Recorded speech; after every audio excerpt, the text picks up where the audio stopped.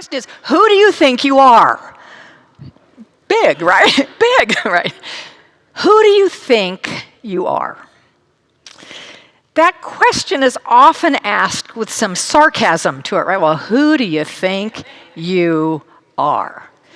Someone who thinks we're being too big for our britches. We're being too much. Who do you think you are? But I'm not asking that question in that way tonight. I'm asking it honestly, who do you think you are? And I don't think I would be wrong if I said most of us spend most of our time thinking about, often in fact worrying about, the outer trappings of who we are, right? What we look like, what we wear, what we said, what we're doing, how we're acting, how is the world responding to me? We're thinking about that.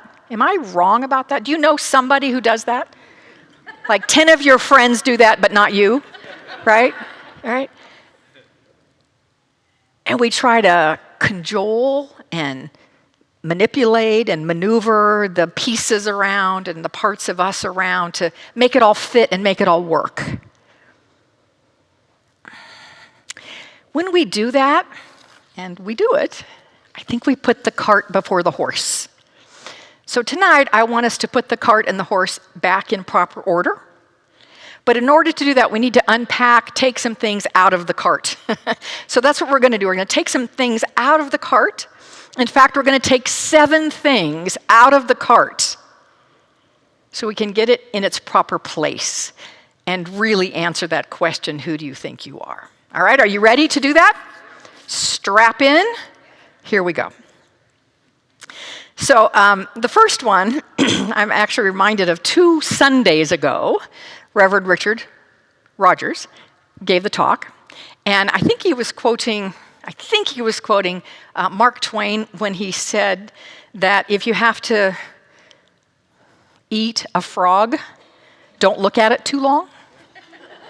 I believe it was Mark Twain who said that. And I was reminded when he said that, and it applies to our first item we're going to take out of our cart. Edwene Gaines, who is a wonderful prosperity teacher. I've heard Edwene speak many, many times, gone to her former facility in Minton, Alabama, walked on fire with her, did a lot of stuff with her. But she used to say that and she was from, the South, and I can't do a Southern accent very well, but I can try to do one a little bit.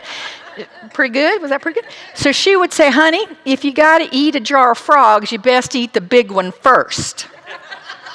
So we're going to eat the big one here first, and then we'll look at the rest of them. So I think the big one, or at least for many people, the big one that we need to take out of our cart is being defined by our past.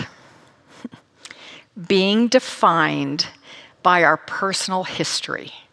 What has happened to us, what we have done, whether that it was as a child, as an adult, experiences that we've had, the gains, the losses, the ups, the downs, the tragedies, the triumphs, all of that, we can let that define who we think we are. And I want to propose, and this is the big frog, that we let that go. And you're like, what? What? My past has made me who I am. And I agree with that. I absolutely agree that our past has made us who we are in this human experience, has helped develop the personality that we have. It has brought us to this place. Absolutely, yes, that is very true. I'm a big believer in yes and, not or. Not or, but and. Yes, that is true. And that is not who you are. You are not your past. So the first thing I'm going to invite you to take out of your cart is identifying with your past.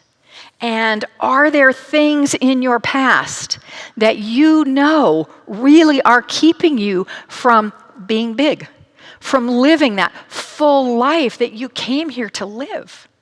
When we're hanging on to our past, it's almost like we're trying to climb a ladder with a ton of bricks, a bag full of bricks on our back.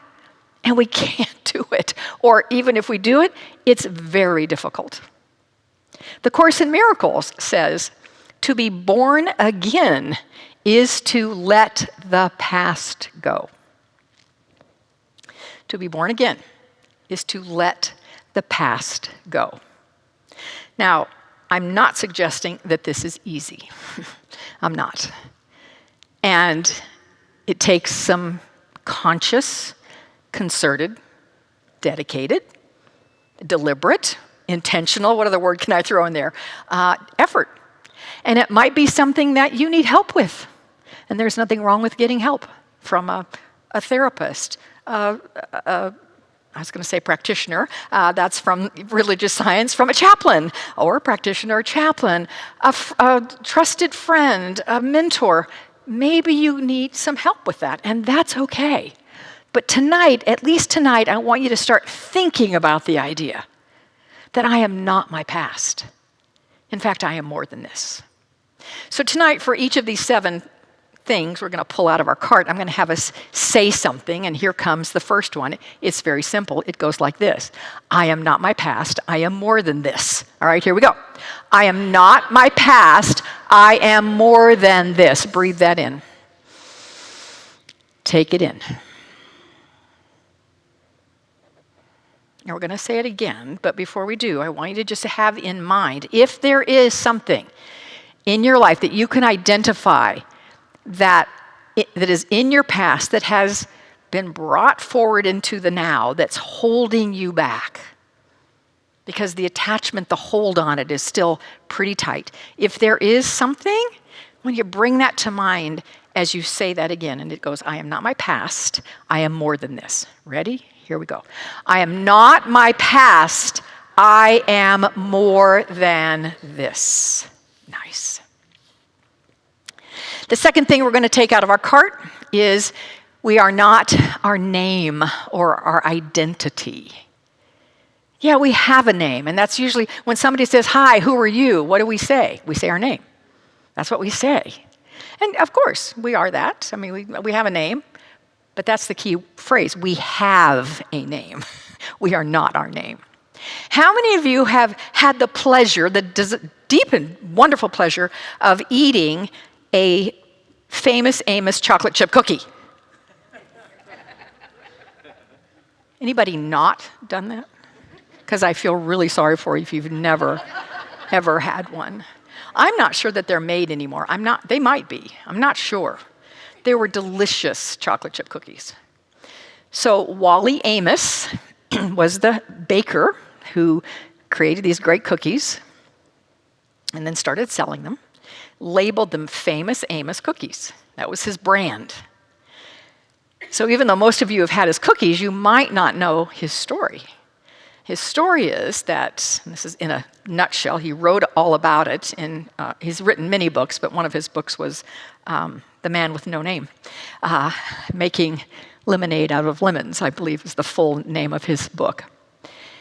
So he had this, great, booming, thriving business. It grew very, very fast and was very, very profitable. And when that happens, oftentimes companies get bought out. And his got bought out in a leveraged buyout, whatever that means. I really don't know, but it was a leveraged buyout. And then he got ousted. Oh, that was good. I didn't know I could do sound effects, but that was good. Yeah, he was ousted. And he legally could not use his name on any product because the company that he was now no more a part of owned his name. He no longer owned his own name. And he went through this huge identity crisis. If I'm not my name, then who am I? And he went through a dark night of the soul. He writes about it in this book, The Man with No Name. He went through this big identity crisis, which took him on a spiritual journey. And he deepened into who he really was, which was not his name. and has since then written many, many beautiful New Thought, positive books that have, are right in line with our teaching, just perfectly in line with our teachings. And I love it because he did come out later with a new company, and he had new cookies, and they were called the no-name cookies. So he finally got that he was not his name. So you are not your name. So we're going to say, I am not my name. I am more than this. Here we go. I am not my name. I am more than this.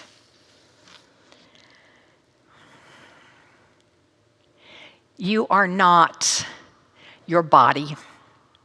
You are not your body. Okay, I heard that. I'm not even going to look over there because I don't know who said it, but I heard someone say, thank you, God, right?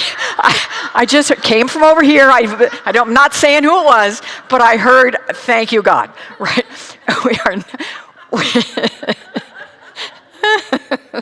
That was good. C.S. Lewis once wrote, you don't have a soul, you are a soul, and you have a body. Your soul has a body.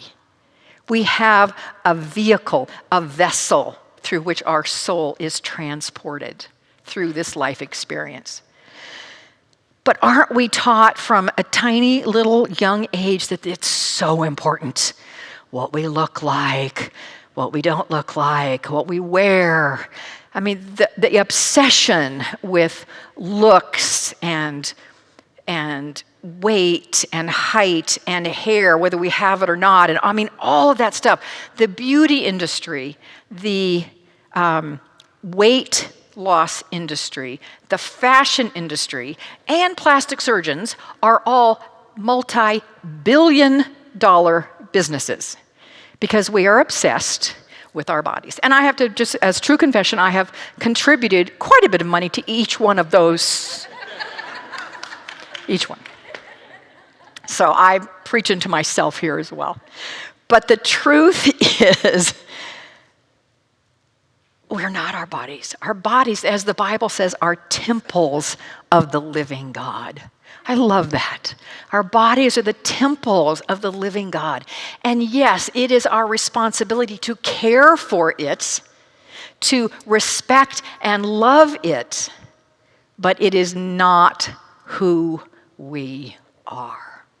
So again, we get to say, and this I'm going to break it, I'm going to say it first because it's a little longer than our other ones.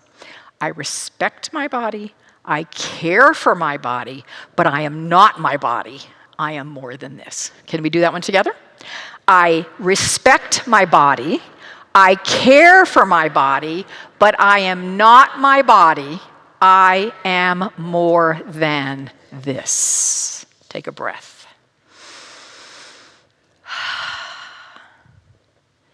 So we're not our past, we're not our names, we're not our bodies. We are also not our intellect. I should have said this earlier. Notice which button gets pushed for you. Now, I know somebody up here got pushed with a body button. Somebody else got over there, got pushed with the intellect button. Oftentimes, we've been taught to believe that we got to be smart, and so we go after knowledge. And there's nothing wrong. Again, I'm an and person. There's nothing wrong with seeking knowledge and gaining knowledge. That's fabulous. And it's not who we are. How many of you know someone, not yourself, of course, but who is like a perpetual student? They're 60 years old and they're getting their 5th master's. And again, there's nothing wrong with that unless that is who you think you are. When I went back to college, when I graduated from high school, I went to junior college 2 years, and then I wanted to work and get out of the house and make it on my own. So I didn't go back, I didn't finish college. And when I was 30, I decided I kind of needed to do that. I felt I needed to. So I went back to school. I went to Arizona State University, and I sat, and I don't know where this came. This is long before I knew anything about metaphysics, long before. I have no idea why I needed, for myself, nobody said I had to do this. I did it. That if I didn't make straight A's, I was pretty much worthless. I had that view. And so I took class, I enrolled at full load. I didn't have to work. I was very fortunate not to have to work during that time. So I just took full load so I could get through as quickly as possible and get my degree. And I enrolled in classes, that I needed for credit and others that I wanted to take. But if I took a class that I saw in the first couple of weeks that this was not going to go like I wanted. For example, chemistry, not me. No, not me. Not me. And I had a requirement in that big category that chemistry was under. I had to take something in that. And I thought, I'll do chemistry. How hard can chemistry be? Yeah. Well, I knew an A was not going to be coming out of that class, so bye-bye. And I did that with more than one class, some of which actually might have benefited me. Chemistry, no, there was nothing in my future that would require a chemistry class. But there were other classes that probably could have supported me, but a B was not acceptable to me. Now, I don't know why I did that, but what it said to me was, if I got straight A's, I was worthwhile. I was valuable. It meant something. Looking back, kind of crazy. I put myself through a lot of angst. But I did it. That's just an aside. Who we are not our minds. We are not our intellects. When I went to ministerial school, one of the classes I took used a Wayne Dyer book called Your Sacred Self. Anybody read Your Sacred Self? Yeah, it's good. Such a great book. It's published in 1996. I went back and looked at that today and went, yeah, I took that course that had that book when the book was new. So that's how long ago ministerial school was for me. Actually, a little earlier than that, but nonetheless, in that book, he talks so much about what we're not, and we're not our minds. Again, like we have a name, we have a body, we have a mind, we have an intellect, but it is not who we are. And whether you get straight A's or D's or C's, it doesn't make one hoot of difference as to who you are. So say with me, I am not my intellect. I am not my mind. I am more than this.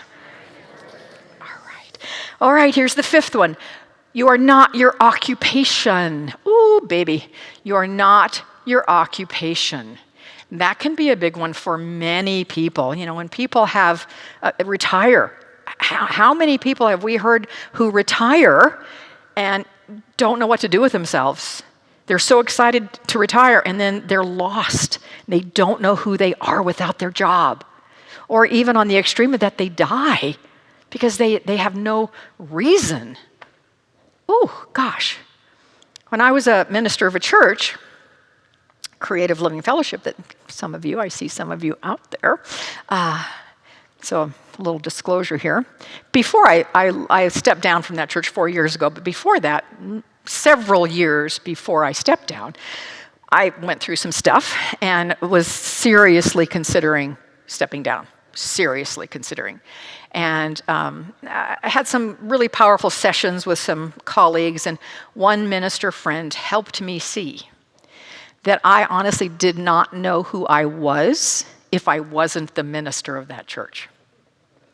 I didn't realize that. I did not realize that my identity was so tied to being the minister of that church. And with the little digging that he and I did, that he helped me do, I came to that realization, like, whoa, girl, yeah, this is not good. So I didn't leave the church at that time, but I really did take a look at that enmeshment that I had with my own worth, my own value, my own identity with being the minister of that church. And I really did have to untangle that before I could leave clean and stand clean. And by the time I did make the decision to leave, I had done all that. So, is that a place for you? Are you identifying with taking your worth, your value, your thoughts of who you are by what you do? I love this saying, if you are what you do, then when you don't, who are you? Right? So here's your statement. I am not my occupation. I am more than this. Here we go. I am not my occupation. I am more than this. All right, number 6, we're getting down. Number 6, you are not your accomplishments nor your failures. Ooh, ooh. And we like our accomplishments and we like to be known by that, not so much our failures. We're not either of those things. Those are just things that happen in this life experience, but we're not that. And I want to give you just some beautiful biblical examples of people who did not define themselves by their failures, okay, or their limitations. So here we go. Abraham was too old, way too old, to have a child. Come on, you guys. You know he was like 99 years old, right? You do? Come on. Unity is Bible-based. You should know this. All right, here we go. And his wife Sarah was also way too old to have a child. Okay, since you might not know, she was 90 when she had a child. So some of these you may recognize, some of you may not, but this is all biblical truth. Jacob was a liar. Joseph, of the Old Testament Joseph, was abused and abandoned. Moses had a stuttering problem. Samson was a womanizer. David was an adulterer and a murderer. Isaiah preached naked. Jonah ran from God. Job went bankrupt. Peter denied Jesus. The disciples fell asleep while praying. Oh my gosh, these are horrible, horrible things. The Samaritan woman was divorced more than once. Shame, shame. Paul was too religious, and for heaven's sakes, Lazarus was dead. And yet they did not identify with those failures or limitations. So here we go. I am not my failures nor my accomplishments. I am more than this. I am not my failures nor my accomplishments. I am more than this. Okay.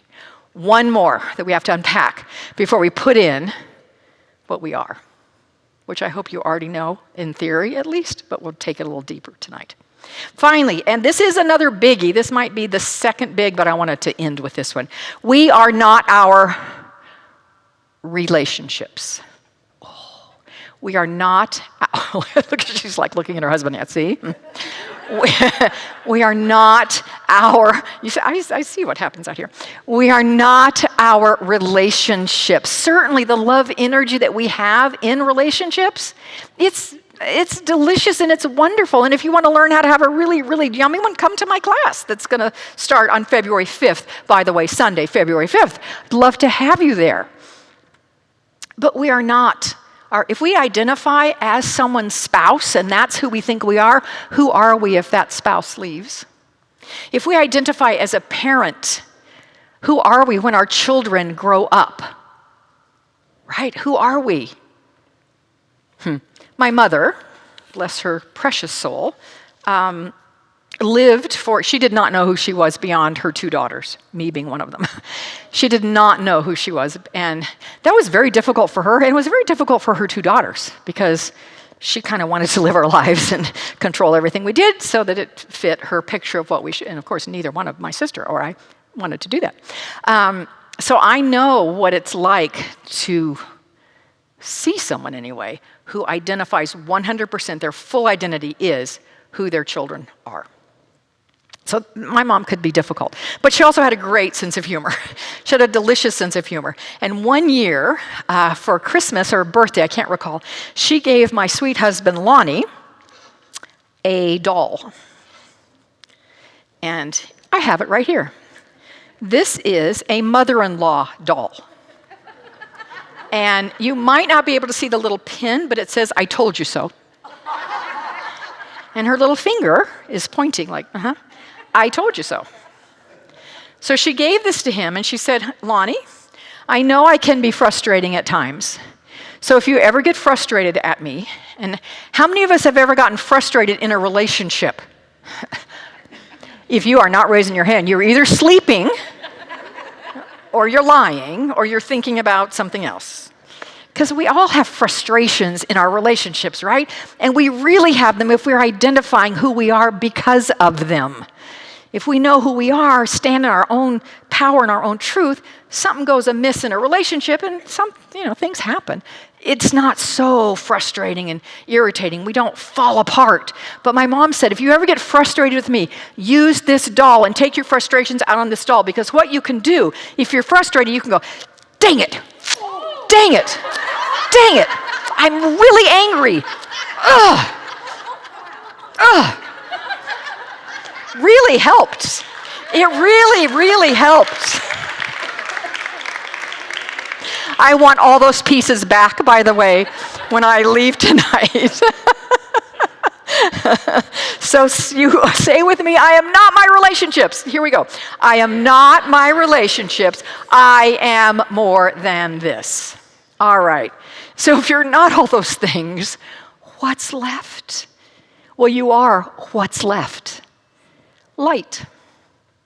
The intangible you.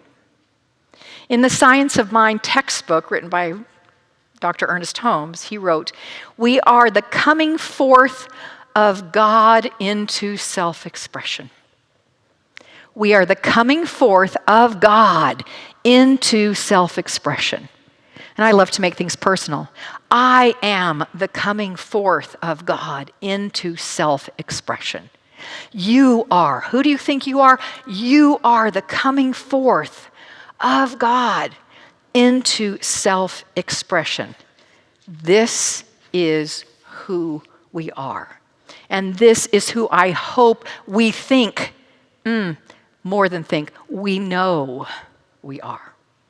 Thich Nhat Hanh, the beautiful Zen master, the late Thich Nhat Hanh said, who were you before you were born? That's who you still are. This expression of the divine, the expression of the infinite, yes, in human form, with our traits and our personalities and our likes and our dislikes, yes, yes. And yet, so much more than those things. We are God in expression. You are a powerful manifestation of God. Say that with me. I am a powerful manifestation of God. Now this one, I want to hear a little more gusto here. Ready? Again. I am a powerful manifestation of God. I am a being of light and love. I am a being of light and love. And no earthly trappings will ever change that. So I'm going to leave you with a question posed by Rumi, the Sufi poet, and only slightly tweaked by me. If you could forget who you think you are, who could you be? I say, go be that. Namaste. Thank you. Thank you.